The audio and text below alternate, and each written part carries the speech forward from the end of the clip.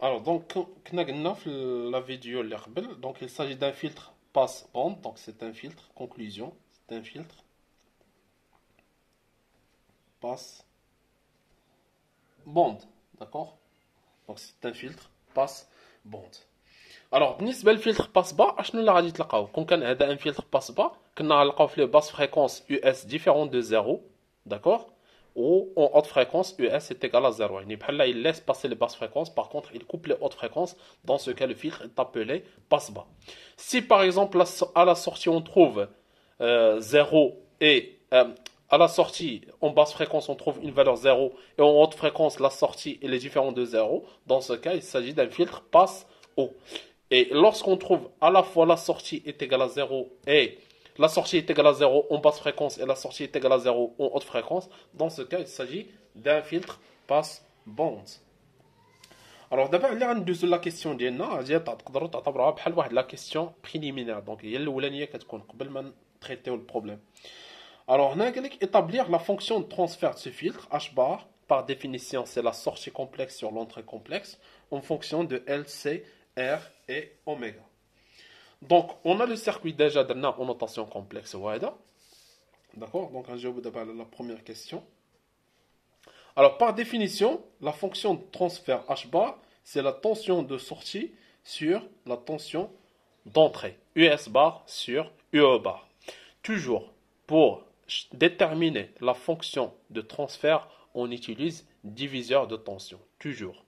Et il faut faire attention. Quand est-ce on peut utiliser diviseur de tension? Par exemple, dans cette situation, enfin le problème lundi, on ne peut pas utiliser diviseur de tension. On ne peut pas dire que US bar est égal à ZC sur R plus ZC fois la tension globale. D'accord? Donc il faut faire attention. Il faut que les dipôles soient en série pour qu'on puisse appliquer diviseur de tension. Donc, qu'est-ce qu'on remarque?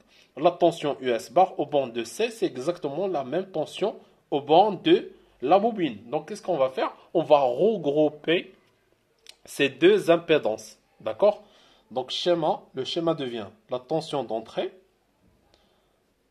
UE bar, la résistance, et ici, avec on dit dipôle d'impédance équivalente, on se met Z1.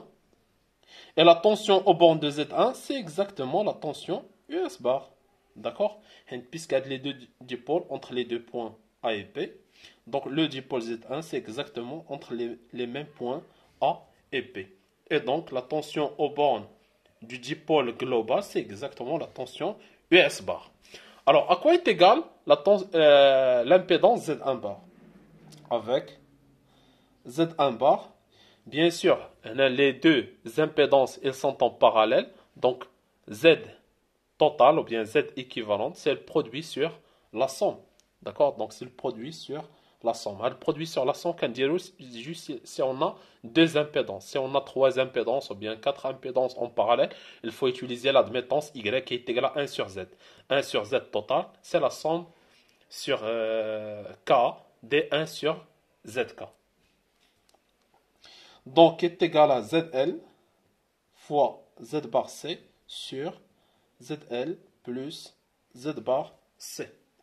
Alors maintenant, on peut appliquer le diviseur de tension pour trouver directement une relation entre US bar et UE bar. Pourquoi? Car la résistance R et Z1 bar, ils sont traversés par le même courant complexe, donc ils sont en série. Donc on a le droit d'utiliser diviseur de tension.